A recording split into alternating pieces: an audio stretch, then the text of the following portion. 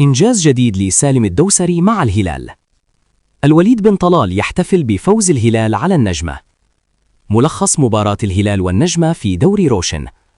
كوليبالي بعد فوز الهلال على النجمة: سنقاتل حتى النهاية. مؤتمر إنزاغي بعد فوز الهلال على النجمة في دوري روشن. الهلال يحسم قراره. نجم الزعيم للبيع في نهاية الموسم. كواليس مثيرة.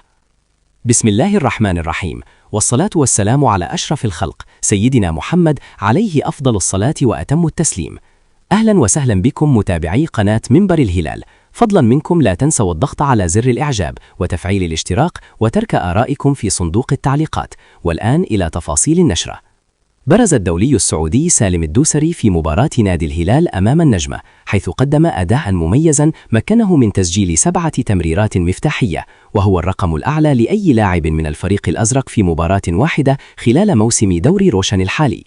جاء هذا الأداء المميز مساهما في فوز الهلال على النجمة بنتيجة 4-0، وذلك بفضل تمريرات الدوسري صاحب 34 عاما الدقيقة التي كانت عاملا حاسما في خلق الفرص الهجومية. نجح نادي الهلال في تحقيق الفوز مساء الجمعة على حساب النجمة ضمن منافسات دوري روشن السعودي.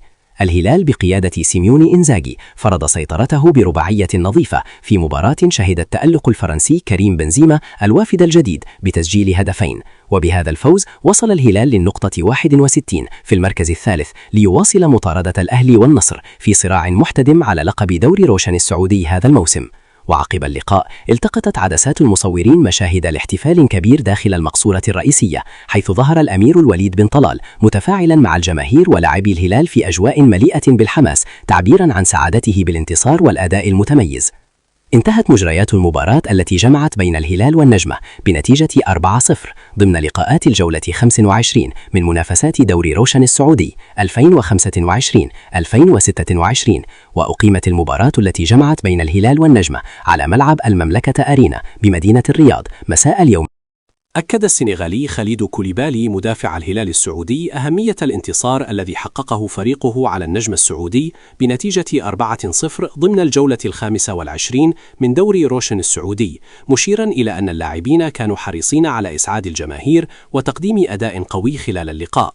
وقال كوليبالي في تصريحات صحفية عقب المباراة: حققنا فوزا مهما الليلة، وأردنا أن نجعل جماهيرنا سعيدة، ونجحنا في ذلك بتسجيل عدة أهداف مع الحفاظ على نظافة الشباك.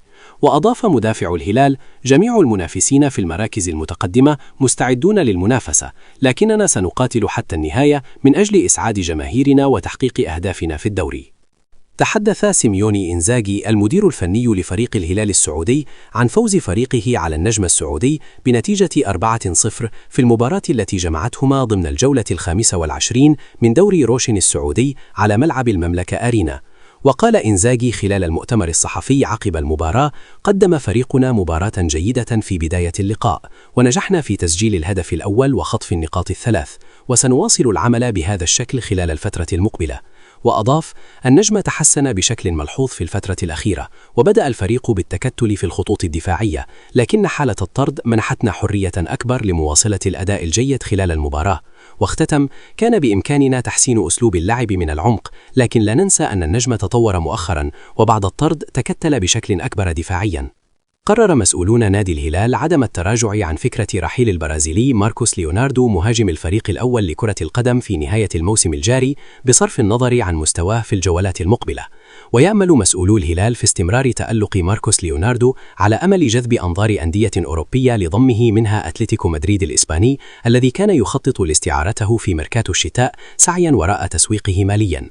ويسعى مسؤولو الهلال لبيع ماركوس ليوناردو نظير مقابل مالي يفوق 25 مليون دولار على الأقل في ميركاتو الصيف الأقبل، وإفساح المجال أمام ضم مهاجم أجنبي جديد في المستقبل بناء على توصية سيميوني إنزاغي المدير الفني لتعزيز صفوفه.